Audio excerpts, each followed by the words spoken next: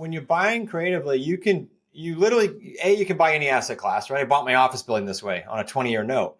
But B, you can do what I call wealth stacking. You can exit them quickly, or you can keep them long-term in your portfolio, or you can do short-term if you want. Now, how we do it is we do rent to own. So we'll owner finance or buy it sub two or buy it lease purchase, but we'll exit rent to own most of the time.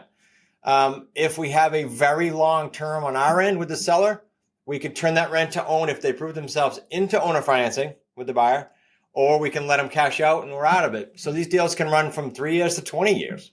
It's up to you. Welcome to the Real Estate Mogul MD podcast. Thanks for tuning in and taking control of your financial future. This is a show where we not only motivate and inspire, we give you actionable real-world experience to help you live life by design. You'll hear journeys and stories from other physicians, investors, coaches, consultants, and entrepreneurs. And now, here's your host, Brett Riggins. One of the biggest bottlenecks or challenges that we all face as real estate investors when it comes to building our portfolio, even starting our portfolio, is money. The cost of money has grown exponentially here in the past couple of years alone. I'm talking double, triple the cost of money. Well, today's conversation, we're going to just crush this limiting belief, and we're going to come up with solutions that give you the opportunity, and no matter what the cost of money is, no matter where we're at in a market cycle or anything like that, give you the opportunity to build your real estate portfolio or scale your real estate portfolio. Today's guest created this platform after the challenges of '08. He's been in the game for a long time, whether it's buying and selling, building the real estate portfolio himself, building businesses, selling that business. After '08, created this platform and now is sharing this platform with other people. And we're going to talk about this. Today's guest is the chairman and founder of Smart Real Estate Coach. He's a 4-time best-selling author. And he is the host of Smart Real Estate Coach podcast. Now, this podcast ranks in the top 0.5% globally. What an awesome opportunity to talk about terms, real estate on terms, seller finance, creative finance. Let's get outside of that box today and put you in a position where you can become the person you want to become and do things because you want to, not because you have to. Everybody, please welcome to the show, Chris Prefontaine. Wicked smart. We are off to a good start here today, man. How's it feel to be Chris today? It feels good. You actually said the wicked smart with a good accent. I'm impressed. I don't know where you're from, but we got to bring you to Boston. That's right, Boston. Yeah, down the harbor. So I'm a transplant from Michigan, and I'm down in the Carolinas now. And a lot of people I hear they're called halfbacks. I think where you come from the east, the northeast, you go down to Florida, then you go halfway back, you end up in the Carolinas. But interesting time we're in right now we've just gone through the first day of an election, and you kind of pick up on a bunch of different just the way that people talk and the languages, the accents. And the one that I had picked up here recently was Wisconsin and Minnesota. And it's like up in Michigan, there's a whole nother, the Yooper kind of like blends all into it. So the farther you go east, you've got the New York accent, the Jersey accent, and then Boston. But what a fun place. We're in the mix of it all in the Carolinas. We get a taste of it all. So welcome to the show again, Chris. And you're coming to us from Boston today, right? I'm actually in Rhode Island, not far from Boston, Newport, Rhode Island. Yeah. Very cool. And we've got a lot to talk about. You are very experienced. You've been doing this for a really long time. So I want to jump right into this. Sure. I always just let the listeners know just a little bit of background on you. I know it's hard to cram it all into a little summary here, but just give the listeners a little bit about your experience with real estate and business in general. Yeah, I'll do 33 years in about 2 minutes. That way you can unpack any piece that you want. So Cram and jam. What month are we in as of the filming? November. So as of September, I've been at this 33 years in some shape, form, or fashion in real estate. Grew up in a family company that was not real estate related. So my dad sold that like 91-ish. I went off on my own. Got fired actually from the company that bought him. So that I had to go off on my own. I thought you were going to say dad fired you. No, he sold and then I got fired. So I've touched everything, Brett, from building homes, single family, to raise the roof projects, to owning a brokerage and selling that to Coldwell Banker, which brought me up to like 2000. And then I started doing my own investments and coaching. But at that time, I was coaching high grossing commission realtors, not investors. That was 2000 with a buddy of mine, Richard Robbins, up in Canada, actually. And then the crash hit as I was doing my own investments. And the '08 crash is why we're here today. The '08 crash made us, it was sort of the impetus. It made us re-engineer our business to not ever use banks again. So we buy everything without using banks now. And I say we have a family company that doesn't just buy real estate personally, but we also coach that's Smart Real Estate Coach around Northeast. We've got about 140, we call them associates, doing deals, mostly United States, a little bit in Canada. Right now, meaning we do deals with them, we rev share, we don't just sell them a product and move on. We do deals with these guys in the field and show them how it's done. So that's like A through Z from 1991 till now, but we can unpack any piece of that if you want. No, I love that. And there's so much there. The one piece that jumped into my mind when you do build to sell, I think it's a great way of looking at things as an entrepreneur. It's awesome. And it sounds like you've done that a couple of times, just starting with the family too. So, yeah, gratitude to Pops on that one, putting it together and putting you in a position to learn, to catch, not to be taught. And when that happens, there's a very high probability that you don't stay in the business long after you sell. So it's interesting that you were helped along on your journey from that point moving forward. And we see that a lot. And this change for you in '08, and when we talk about '08, obviously, everybody has their own experience in '08. Yeah. I actually acquired my first house in '07. Oh, perfect. So in '07, then '08 happened. So I tell everybody I learned all the wrong things to do. I didn't have the right people around me. So it was a great experience for me. But that experience for you talked a little bit about money, and you don't borrow from banks anymore. I'm excited to talk a little bit about this because I don't talk a lot about it here. And it's this creative financing world. This, to me, I'm hearing like a seller finance kind of approach. Mm-hmm. And then it sounds like you're even selling it on a seller finance approach as well, too, because you mentioned a few things, different ways to earn money through that process. It's very interesting. Are you still a licensed agent now? No, good question. I let it go after '08 because it became more of a hassle. My son did the same in like 12, and here's why.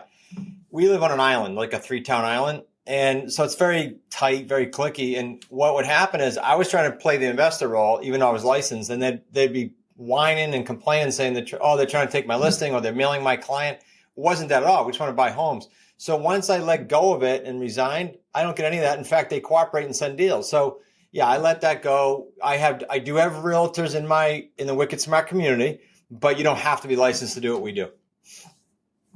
Okay. And that's always the journey. And I think I could go on for a whole nother podcast talking about the real estate license world, the National Realtor Association. I think there's just a whole nother thing that's happening with that. But here we are as an investor bumping up against this licensing thing. That's always been a challenge. What we have to disclose, people's feelings around that, it's just always a hurdle. So I can appreciate that through my experiences as well, too. But as an investor, you are taking approach pre '08. How you were just doing? Were you doing buy and holds? Were you flipping? What did that look like, Chris? Mostly buy and hold. Well, we did flip too. We'd buy a 6-unit and turn it into condominiums and condoize it and then sell those off. But the challenge was this. So I had a bunch of commercial condominium flips and regular flips going on, but I was signed personally on all the loans. I think my portfolio was like 23 different properties between mixed use, single family, but all of them I signed personally. So when the market crashed, I had one project, to give you an example, that had 6 units in it, and we did condos, turned them into condos. We sold 2 at 172 grand. Literally like a light switch was flipped after the crash. I couldn't get 50 grand to save my life.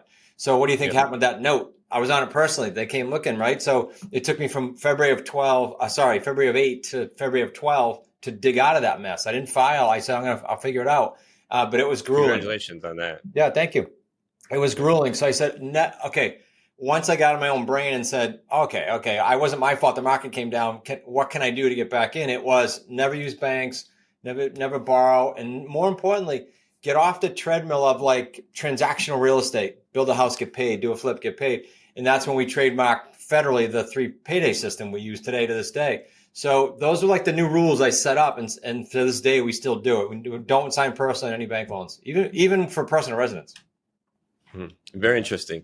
So in order to do this, the great question is, how are you doing this? And again, just bumping into that perspective of that seller finance and selling or buying on terms, selling on terms. These are kind of like interchangeable things that we use when we talk about this. So tell us what that changed for you.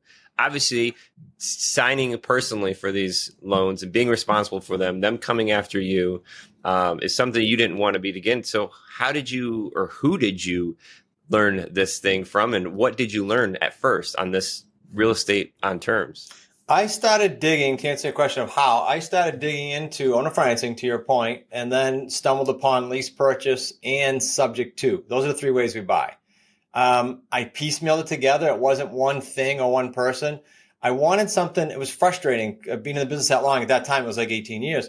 It was frustrating seeing all these different education programs out there that just sold stuff. I mean, they just sold stuff. They're great marketers, and so people buy it and they get frustrated. And I still to this day hear that. So I said, A, I want to figure out how to do this. And then B, I want to show people how to do it the right way.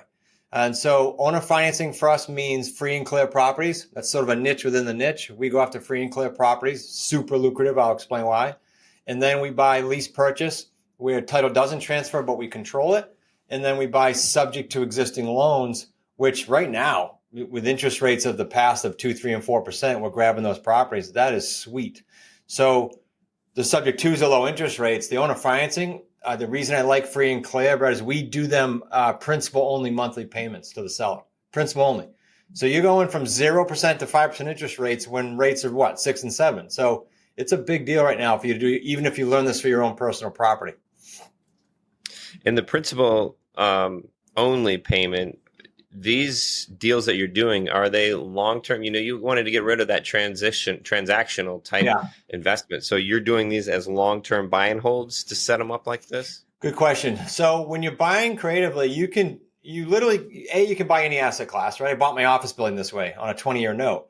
But B, you can do what I call wealth stacking. You can exit them quickly, or you can keep them long-term in your portfolio, or you can do short-term if you want. Now, how we do it is we do rent to own. So we'll owner finance or buy it sub to or buy it lease purchase, but we'll exit rent to own most of the time. If we have a very long term on our end with the seller, we could turn that rent to own if they prove themselves into owner financing with the buyer, or we can let them cash out and we're out of it. So these deals can run from 3 years to 20 years. It's up to you. Mm-hmm. I say wealth stack because we wouldn't have time in this show, but there's advanced strategies to take a deal that might be tied up, for example, as a lease purchase, and then talk to the seller about converting that later to a sub 2 deal where their loan stays in their name still. And then you have that deal for 20, 30 years. So just depends on your goals, how fast or slow you want to go. Do you already have cash flow? Do you need cash flow? This all really matters because our 3 payday system that I mentioned, it's like a low of 45 grand to a high of 350 grand per deal. These aren't small deals. So people can really cash flow these nicely. That commercial deal that you're talking about, the 20-year, just interesting. Yeah. You said you set these up for principal only. Tell me a little bit about the reasoning behind, because if you look at a typical note, you're going to be at principal and interest. So you're paying principal only, so you're not paying any interest. Where does the interest go? Tell us a little bit about that structure. Yep. So on all of the residential deals, literally with no exceptions, maybe I'll say 99% to be safe, we talk to the owner about getting them their top dollar, their top price. Because they're debt free, Brett, they usually are prone to go, I want price. It might be ego or whatever it is, but they go, I want price. They don't need the money today, or they would have presumably refied or sold. So we get them to their price or even a premium, but we take it over terms and only do principal pay down. Think about a recession-resistant type model that is. You take a 5 or a 10-year term on principal only, you're hammering that principal down. I don't really care what the market does in that 5 or 10 years. I'm protected with that principal pay down. On my building, it was a little different. The guy was one of the largest landowners in the area. So when I said to him principal only, he thought I was kidding. Like he said, come on, because he wanted like 5.25. He had a number in his head. I said, all right, here's what we'll do, Alan. We will, for the first 18 months, we'll do principal only. Then we'll take the balance remaining and we'll amortize it using your interest rate. So we both kind of won there. And he liked it. He liked the creativity. Now, why do people do that? The sellers, they do it for a bunch of reasons. One is tax reasons. One is estate planning reasons, right? They don't want to sell the building. This particular gentleman passed away. So I think he knew something was going on. Instead of leaving his wife and his son a building, he left them a cash flow stream, us. Mm-hmm. So everybody's, if we can solve for whatever they're trying to do, they'll do that deal. It's just, you got to listen to what they're trying to accomplish. Yep. So almost when you raise that purchase price and do principal only, it's almost like you're converting that interest into a dollar amount out front anyway. Little bit. Good point. At the beginning, and if you did the interest out, there's no way we put it all on there, right? So in his case, he was asking $550. The building was probably worth $550-ish. He was getting offers from realtors, and he said to me, Chris, they just don't get it. I don't want to cash out. So I gave him his price. He had no commission, he had no fees, and he gave me the term I wanted. 18 months principal only, the rest amortized, 20-year balloon. Nice. Yeah. So, and something you mentioned there too, coming from the direct to seller world, if you can present a value as opposed to a price where it's solving their problem, and it's like you said, unless you have the skills to talk with somebody, listen, and understand to pull out those little tiny things that they may present, you're not really understanding what they need in this particular situation. That was a huge piece. And when you're talking seller finance or on terms, all of this stuff, you've got to be able to talk with the seller. I'm sure you have experiences. How difficult is this to do with a realtor in between you and the seller? Listen, I was a realtor, so this is no stab at them. I'm not poo-pooing on realtors because I was in that world. But yeah, I tell my Wicked Smart community members, I go, look, they say, what if there's a realtor involved? I say, look, 1 out of 15 or 20 get it, right? Get it to the point where they'll go, oh, I want to make this work ethically and morally for my client, and I want to refer you business in the future. So you'll find those, and those are worth their weight in gold because they'll give you 5-6 deals a year as they get expired listings and things that don't fit in their box. And they understand you're not a competition, you're a help. But most of them can't pull it off, Brett. They just can't. They want to try to relay what you're doing to their seller and protect their seller from you. Well, that's impossible. I've been doing it for 33 years, and my students have me as their partner and have our coaches as their partner. It's hard for a realtor to regurgitate that, right? So typically it's a little tough. Now, because we have some realtors in our community, it's helped us kind of expand and help them be the authority in their own communities, right? Because we can help them. Remember earlier I said we do deals with them? That means we'll get on the phone with them, talk to the sellers or talk to the realtor if they're inexperienced until they learn it. That's how we support. And a whole nother layer in this is if they are, I don't know if they're called associates everywhere, but they have a broker in charge. So then there's another layer of the onion that this thing has to go through. Yeah. And, well, I don't know if it's talking bad about realtors or not. I'm just talking about the way that it is. I'm licensed in a couple states myself, Chris, and coming from the investor side going through this, there's ego involved in this. 100%. And and it's, I know more than you.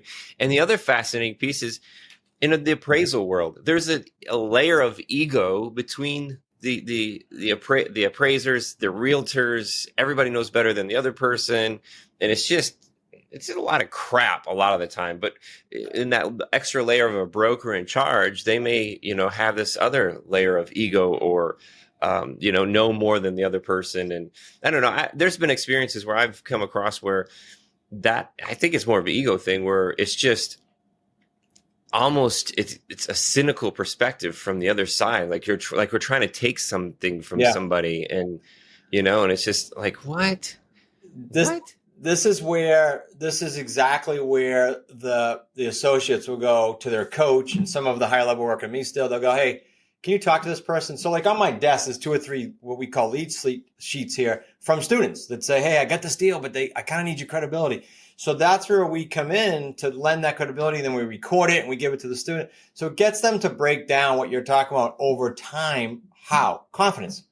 Just from what you asked me and what you said, you're clear that it's not what we say, it's how we say it. It's our confidence. Yeah. And it comes across on the phone, whether you mean to or not. And I'll tell you, like right across the board, when we speak at the REIA associations or to realtors, and they did take the time to go through sort of our platform, I've had 20, 30, 40-year veterans sitting right in my conference room as recent as this month say, wow, I am humbled by what you guys do. So we're in it, and we give you the good, the bad, and the ugly. Like, we're not out to fluff it up, and we're not out to sell something. We're out to do deals. And so once we get you to that confidence point, you're excited. It's a huge piece too, because like those moments where somebody's been doing this for 20, 30 years, and it's like that epiphany of like, wow. And what I heard, what you didn't say was, why didn't somebody show me this before? Why didn't I know this before? Yeah. Or why did I think this was wrong before? Right. There's so many things where, the more that you learn, the more that you learn you don't know too. And this is a piece where it's outside of the box. It's not in the NAR type stuff, but it's there. We've done this a lot. I know a lot of my colleagues doing this as well too. And sometimes it just fits. It fits the seller better. Understanding what the seller wants and how you can get there. Finding that mid ground is an awesome place to be. And you talk about this a lot in your book. And we were talking before we got here. You want to give that book away. It's not just a PDF. Like, you want to give the book away, the real tangible asset, right? And that's why we're in real estate in the first place, right? Yeah. So how do we do that? Here's why I do it, by the way. I'm big on free. I told you off air, because there's so much crap out there. There's good marketers, and then they go, get my free book, and then you got to put in $8 for shipping. It's crazy. So if they go to wickedsmartbooks.com/RE Mogul, all they can do is put their information in. They'll get a package right here from my office. Sue will mail it out. It'll get a couple books, actually, the best sellers, and we might even stick some other goodies in there. No charge. Nice. And thank you. I actually got that package before we recorded. Oh, good. Somebody's doing their job. Good. Yeah. The system's working. And a little bit of merch there too. So good. Love that. Thank you so much. You bet. And this book, so the listeners can go there and get this book. A lot of our listeners are physicians, and the one thing for them is medicine. And whether it's learning in med school, maybe they're in residency, maybe they're starting to attend, maybe they're investing in syndications, these other things. The why I'm so excited about this for our listeners, Chris, is because a lot of us in the real estate world have these opportunities that we don't even know are there unless we have this moment or these conversations like you have with these guys who've been doing it for 20, 30 years. Oh, yeah, I could do that. Yeah. Because how much money do you need to do this? Not very much, right? Broke. If any. Yeah, I was broke. Yeah. That's why I did it. I had no choice. My credit was in the toilet. I was broke. I moved from a waterfront home looking over Newport Harbor, which is impossible to get now, to a 900 square foot apartment. I mean, I started from scratch. Yep. And in doing that, what I'm saying is removing these limiting beliefs of things that you need to get started. Mm-hmm. So the money thing you take out of this, and the terms piece is huge, understanding that. So even into the first step of understanding, you're going to need some time. One, you're going to need the initiative. You're going to need to want to do this, to understand. But you can learn a little bit of this. And let's talk about time. So somebody, as a physician, whether they're learning, practicing, wherever they're at, how do they get started with terms? Say, now that they have had this idea, I've got this person who wants to sell to me, maybe another physician. A lot of times these things will interchange between physicians, whether it's a practice building that they can put their practice in or whatever. How do they go from that to now take action where, okay, I don't need the money to take on this building. Yeah. But I still have to have some time. What's that time look like to learn? How do they go from the one thing being medicine to now using your platform, terms, as a resource to really take that inflection point in their investing career? Super good question. And I'll relate some real stories. So we have people that run hospitals, Rick in Florida. We have docs that run emergency rooms. And I recently have a VP from Johnson & Johnson who said to me, and there's a reason I'm saying this story, this third one. He said, Chris, I've been buying real estate creatively without knowing it since I was in med school. He's now probably my age, 58 or so, in his 50s somewhere. And he was just blown away with what we do. And now we've got this JV partnership going on. So all that to say, as a listener, if you're at any level, med school, physician, whatever, you probably want to put aside, depending if you're going to build a team or not, we help you do that. You probably want to put aside somewhere in the beginning of 5 to 10 hours, somewhere in your busy life, so that you can be in a position like he is 30 years later, whatever it is, where he's got properties all over the place. He bought them creatively. He's not on any loans, and he's enjoying what he does now he's moved on from position to running a lot for J&J, but he's in a position because he did creative real estate for so long. So 5 or 10 hours is your short answer. It would depend upon if they want to learn it and then start layering in a team like I've done. I haven't been in the field in a long time, even though I oversee all the deals, because I layered in family, then I layered in other people, and so on and so forth. So we know how to do it. And that 5 to 10 hours, that's just a base sum of time, right? That's not an hourly, that's not a weekly, that's not a monthly. That's just to get your feet wet. Yeah, I mean, I say it very broadly because everyone's different, right, Brett? Like people go to me, well, how long will it take me? How much time?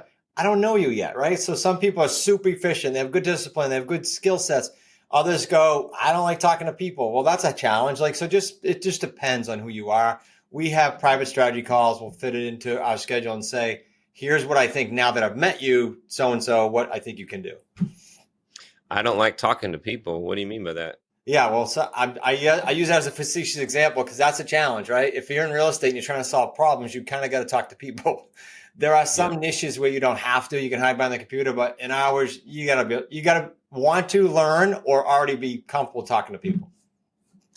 I tell you what, I kind of jokingly said that too, because if you want to bring the most value to the seller, if you want to bring the most value to yourself as an investor, those situations that you need to be in are direct to seller, are having those uncomfortable conversations, getting through, building that relationship, actively listening, creating these opportunities, not only for the seller, but yourself. That's where the action's at, right, Chris? Yeah.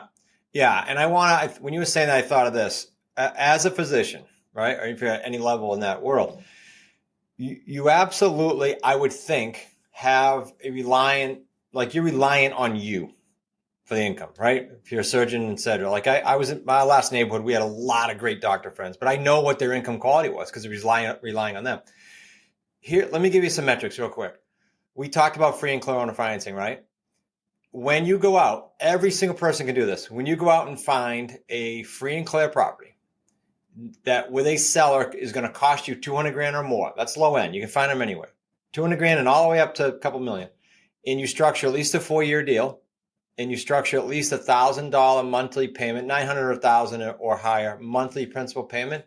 With our 3 payday system, you have 6 figures inside of somewhere between 36 and 48 months. 6 figures. So how many of those do you need to do kind of on the side as a physician or in your IRA or tax or 401k and plow money into that for your retirement? You don't need many of those. You need 3 or 4 a year, probably. I'm guessing most people. So just a food for thought to get you thinking.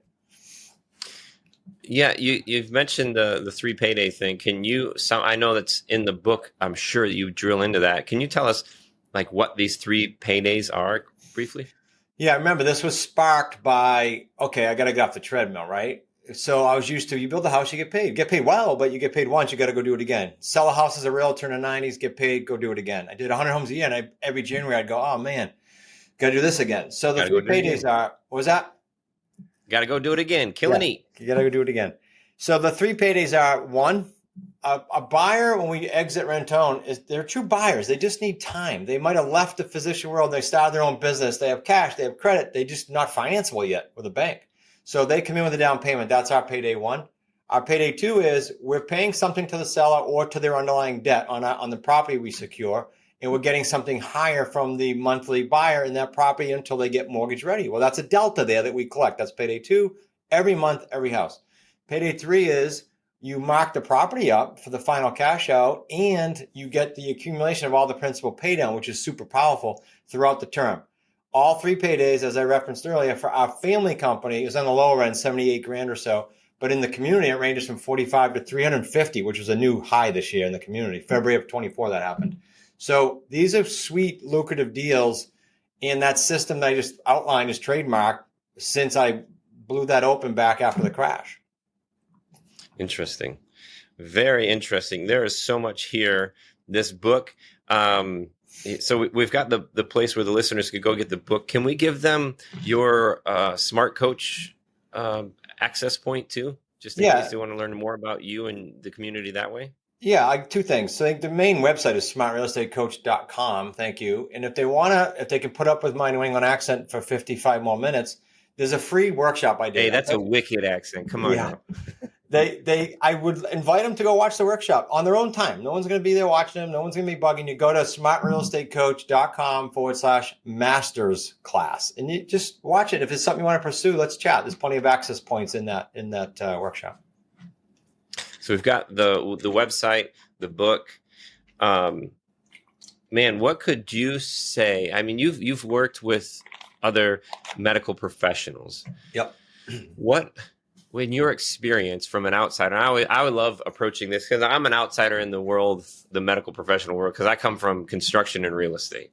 So from the outside looking in, with your experience of other medical professionals, what's been the biggest takeaway for you that you've seen that the physicians have been making? What's the biggest mistake that physicians have been making in your experience from the outside looking in? Well, just because so many were friends of mine before I even started this company where I lived in Massachusetts, I just don't understand personally why somebody wouldn't want to fix or add on to supplement a type of income that is 100% reliant on your hands or your presence, right? Because that's scary.